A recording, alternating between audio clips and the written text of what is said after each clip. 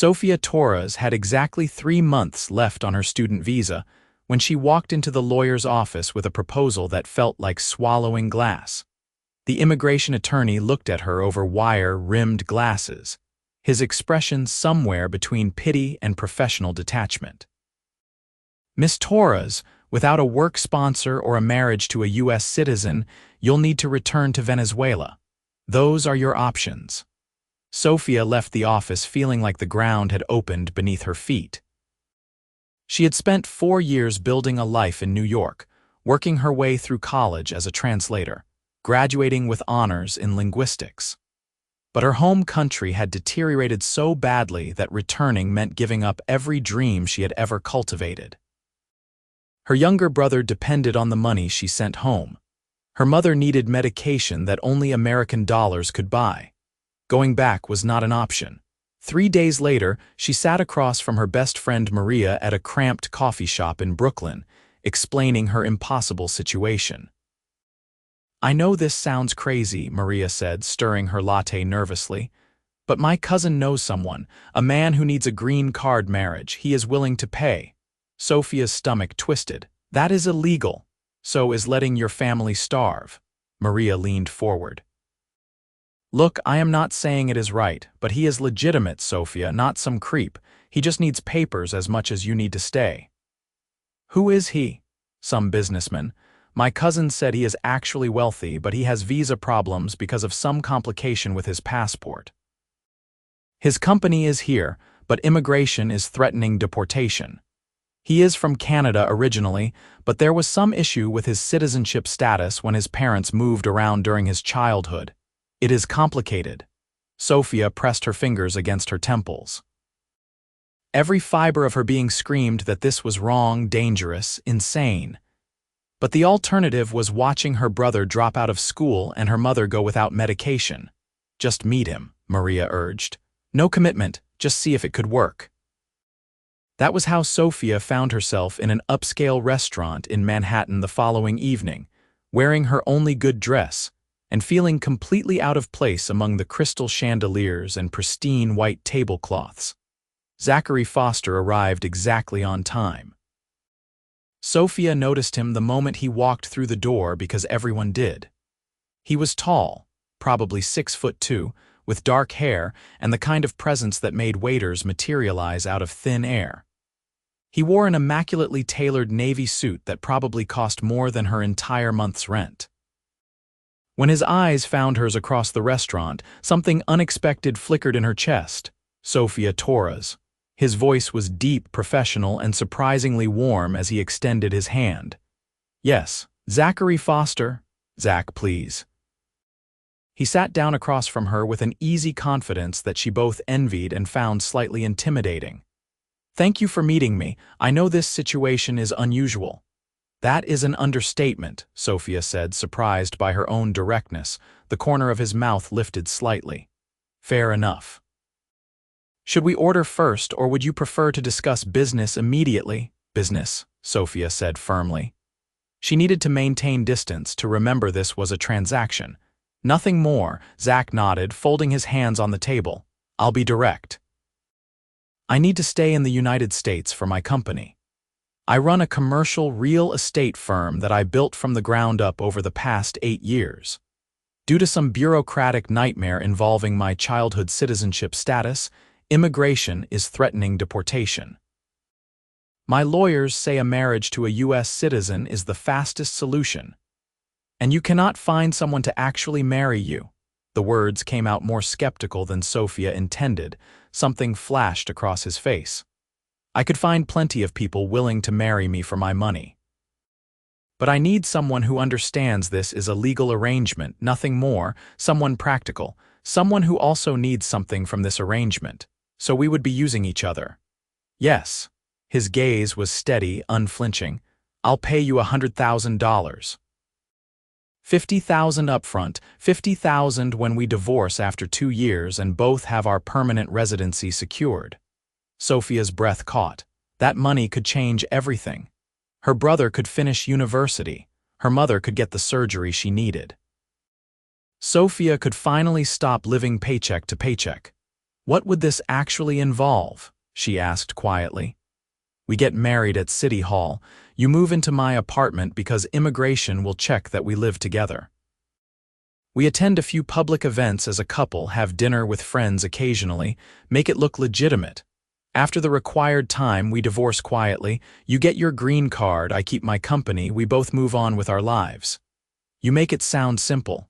"It is simple." Zach leaned back. "We are both adults who need something. This is just a business arrangement."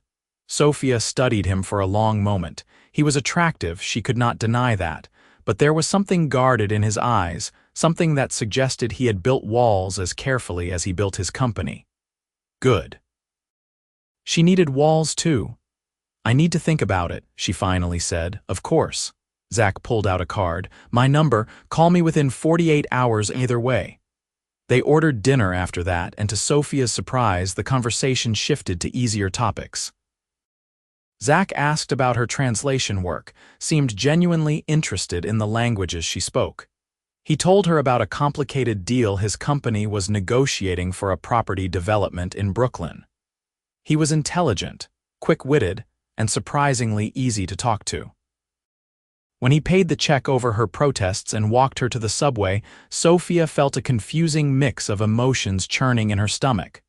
"For what it is worth," Zach said as they stood on the street corner, "I think you are braver than you give yourself credit for, considering this." "Most people would not. Or most people are not desperate enough," Sofia replied. "Maybe, but I think it is more than that." His eyes held hers for a moment longer than necessary before he stepped back. "Good night, Sofia." She called him 36 hours later and said yes. The City Hall wedding was sterile and surreal. Sofia wore a cream-colored dress she found at a thrift store. Zach wore charcoal gray. They exchanged vows in front of a bored clerk and 2 witnesses Zach had hired. When he kissed her at the end, it was brief, chaste, and somehow still sent electricity down her spine. "Well, Mrs. Foster," Zach said as they stood on the courthouse steps, "ready to see your new home." His apartment was in Tribeca, a sprawling 3-bedroom with floor-to-ceiling windows overlooking the Hudson River. Sofia stood in the middle of the living room, feeling like an imposter in someone else's life. "Your room is this way," Zach said, leading her down a hallway. He opened a door to reveal a spacious bedroom with an en-suite bathroom. "I had the closet cleared out for you. The 2nd bedroom is my office and my room is on the other side of the apartment. We will have plenty of privacy." "This is too much," Sofia whispered. "It is what we agreed to." Zach set her suitcase down. "Sofia, look at me." She turned, surprised by the softness in his voice. "I know this is strange, but we can make it work if we are honest with each other. No games, no pretending beyond what is necessary for immigration, just 2 people sharing space for a while. Okay." Sofia nodded, not trusting her voice. The first weeks were awkward. They moved around each other like cautious dancers, overly polite and careful not to intrude. Zach left for work early and often came home late. Sofia took freelance translation projects from home, explored the neighborhood, and tried to wrap her mind around her new reality. But slowly, things shifted. It started with breakfast. Sofia woke early one morning and made coffee, and when Zach emerged from his room, she offered him a cup without thinking. The next day, he had bagels waiting. Then she made extra eggs. Then he asked if she wanted anything from the bakery downstairs. Small conversations turned into longer ones. Zach started coming home earlier. Sofia found herself looking forward to his arrival, listening for his key in the door. They began cooking dinner together, an unspoken routine that felt surprisingly natural. Zach was competent in the kitchen, efficient and organized. Sofia added creativity and flavor. Together, they made it work. "Where did you learn to cook?" Sofia asked one evening as she watched him dice vegetables with professional precision. "Necessity," Zach said. "My parents were not around much when I was growing up. They moved constantly for my father's work, never really settled anywhere. I learned early that if I wanted to eat well, I had to do it myself." "That sounds lonely." "It was what it was," he glanced at her. What about you? Is your family close? Sofia felt the familiar ache in her chest. Very close, which makes being here harder but necessary. You send money home. It was not a question. Every month, my brother is in medical school, my mother needs medications. My father died 3 years ago and everything fell apart after that. Zach stopped chopping, his attention fully on her. I am sorry. Do not be. I am doing what I need to do, like you. Something passed between them in that moment, an understanding that went deeper than their arrangement. They were both survivors, both doing whatever it took to protect what mattered. Their first immigration interview came 6 weeks into the marriage. Sofia was terrified, certain they would be caught, exposed, deported. But Zach was calm, prepared, unflinchingly confident. What side of the bed does your wife sleep on? The immigration officer asked. The left, Zach answered without hesitation. She likes to be near the window. She opens it every night, even in winter, because she likes fresh air. Sofia stared at him. She had not realized he had noticed that. What is your husband's morning routine? The officer asked Sofia. He wakes at 6, goes for a run along the river, comes back and makes coffee. He reads the news on his tablet while he drinks it. He hates being late, so he is always ready to leave by 7:30. The officer looked between them, scribbling notes. How did you meet? Through a mutual friend, Sofia said, the practiced lie smooth on her tongue. At a dinner party. Zach spilled wine on my dress. I was mortified, Zach added, his hand finding Sofia's naturally. I offered to pay for the cleaning. She refused. I insisted on taking her to dinner to apologize. She said yes to get me to stop talking. The officer's lips twitched slightly. And when did you know you wanted to marry her? Zach was quiet for a moment. When Sofia glanced at him, something in his expression made her breath catch. When I realized I could not imagine my life without her in it anymore. The words were supposed to be part of the act, but they sounded too real, too raw. They passed the interview. Walking out of the building, Sofia felt shaky with relief and something else she could not name. You are a very good actor, she said. Zach stopped walking. Sofia. What? He looked at her, really looked at her, and she saw something in his eyes that made her heart hammer. I was not acting. Do not. Sofia stepped back. We agreed, this is business. It was business. Zach moved closer. But somewhere in the past 6 weeks it became something else, at least for me. You cannot just decide that. I am not deciding anything. I am telling you what is already true. His voice was low, intense. I know you feel it too, the way you look at me when you think I am not watching, the way we fit together when we cook, the way my whole day gets better the moment I walk through that door and see you. Stop. Sofia pressed her hands over her ears like a child. We have an agreement. Then let me break it. Zach gently pulled her hands down, holding them. Let me take you on a real date. Let me court you the way I should have from the beginning. This is crazy. Probably.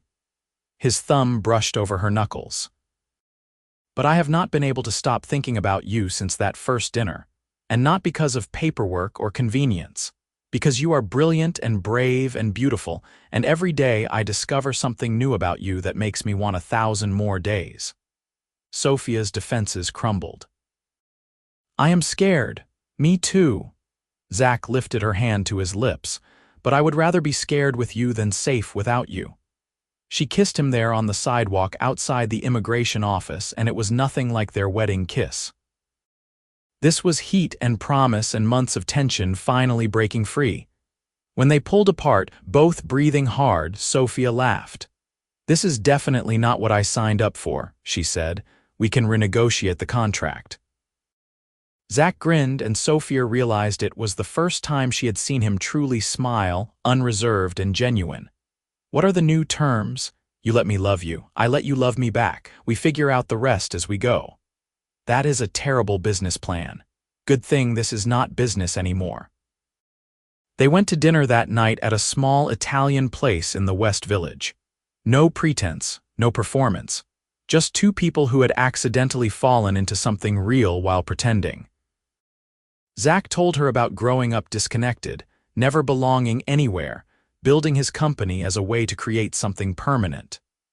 Sofia told him about Venezuela, about the pain of leaving, about the guilt that came with every small happiness she found here.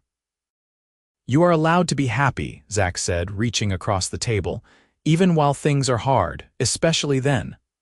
I am not used to letting myself want things just for me. Then let me want them for you, until you are ready to want them for yourself." Over the following months, their relationship deepened in ways Sofia had not thought possible. Zach was attentive without being suffocating, strong without being domineering. He supported her translation work, celebrated when she landed a contract with a major publishing house. He listened when she talked about missing her family, held her when she cried after difficult phone calls home. Sofia learned the man beneath the billionaire exterior. Zach was surprisingly funny, with a dry sense of humor that caught her off guard. He was generous, quietly donating to causes he believed in without seeking recognition. He was vulnerable in ways he showed only to her, admitting his fears about not being good enough, about always feeling like an outsider. "You are not an outsider with me," Sofia told him one night as they lay tangled together in his bed, which had become their bed, "I know." Zach pressed a kiss to her forehead. "You are the first place that has ever felt like home." The second immigration interview was different.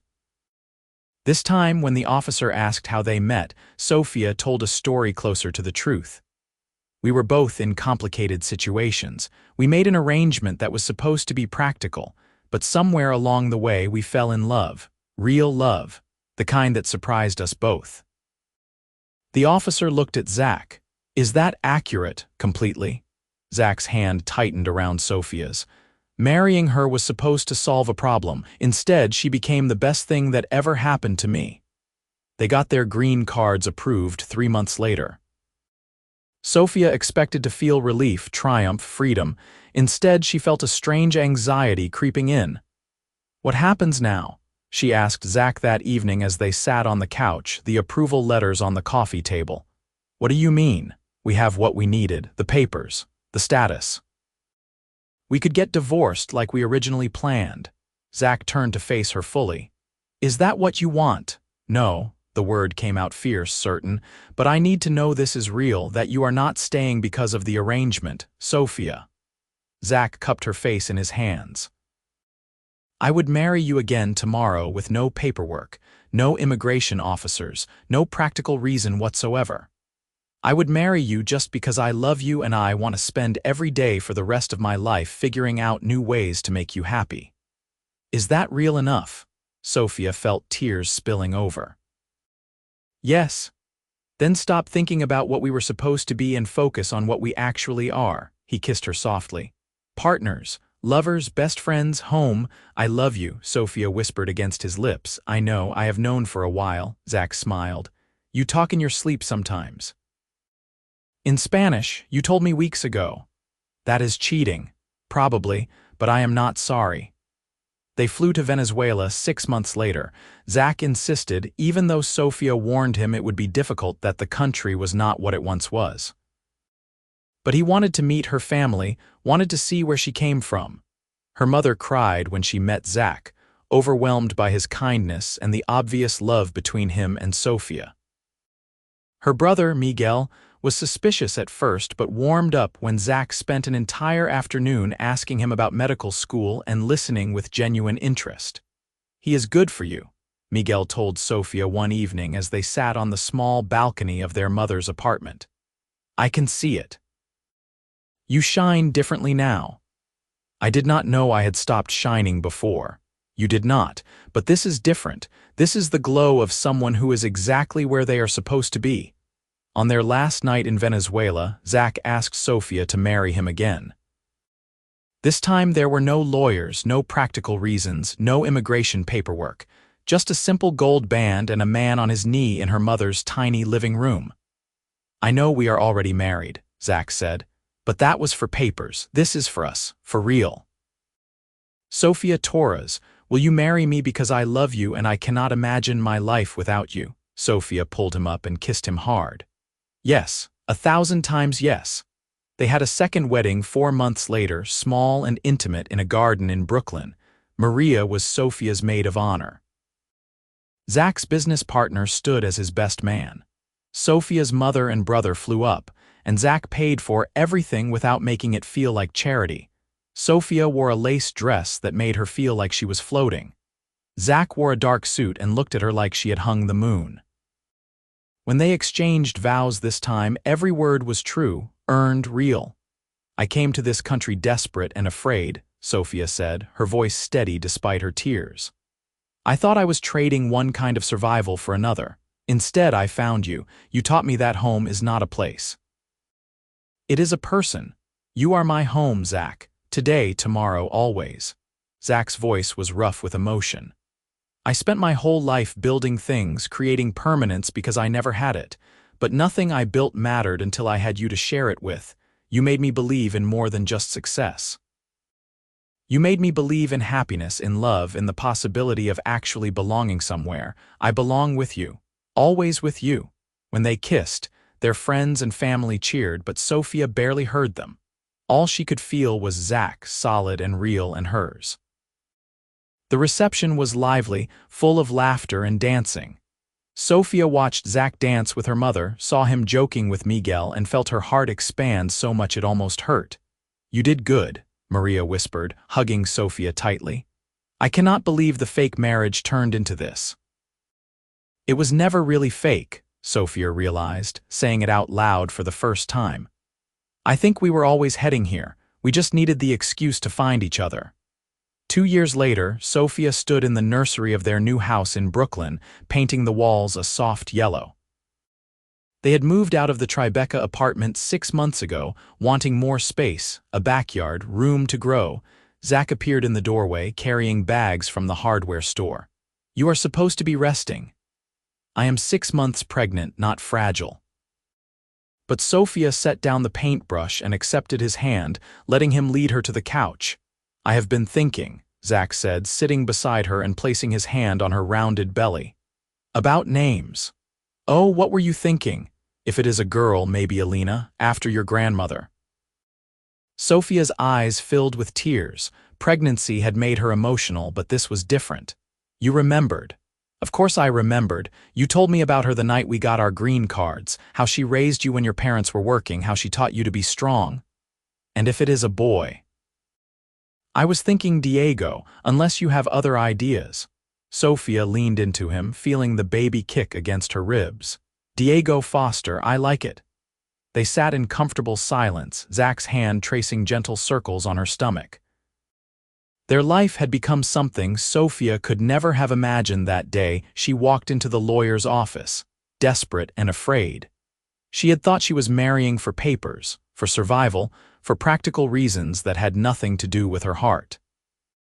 She had thought it would be temporary, transactional, empty. Instead, she had found everything.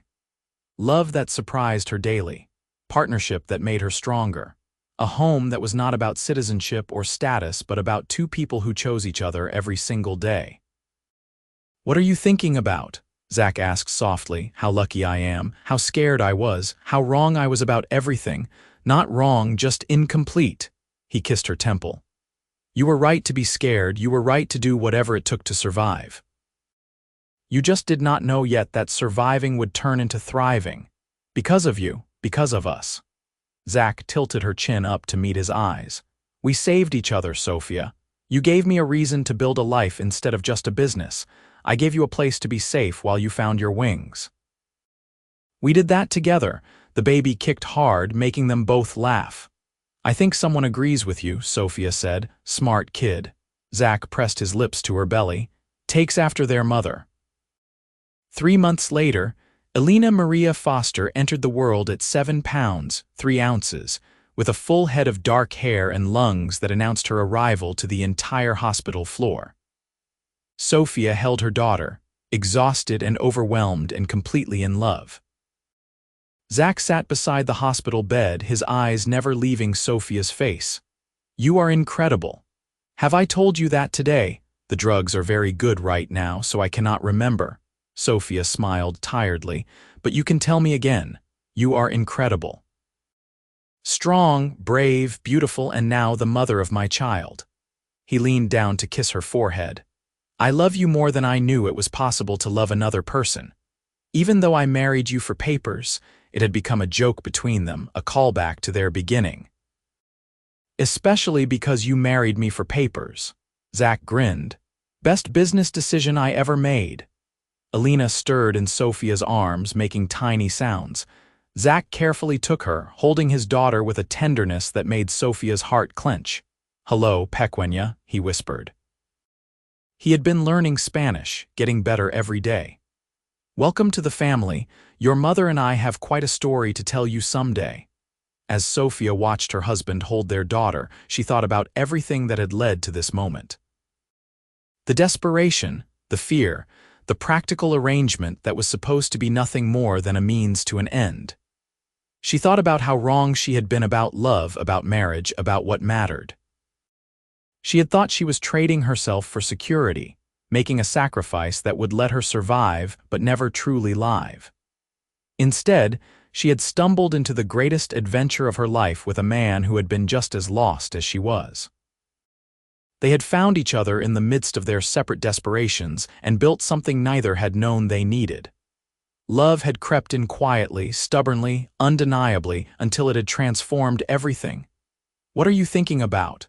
Zach asked, noticing her expression. "That I would do it all again, every scared moment, every uncertain step, all of it, because it led here. To a cramped hospital room at 3 in the morning, to us, to our family, to home." Zach shifted Alina carefully and reached for Sofia's hand. "Best papers you ever filed." Sofia laughed, squeezing his fingers. "The very best." Outside the hospital window, the city was waking up, another day beginning for millions of people living their separate lives. But in this room, time felt suspended, precious, perfect. A family born not from convention but from courage. A love story that started as a lie and became the truest thing either of them had ever known. Sofia looked at her husband and daughter, at the life they had built from nothing but necessity and hope, and knew with absolute certainty that this was exactly where she was meant to be. Not because of papers or citizenship or practical arrangements, but because sometimes the universe conspires to give you what you need by disguising it as what you want. She had wanted papers. She had gotten love. And in the end, that made all the difference.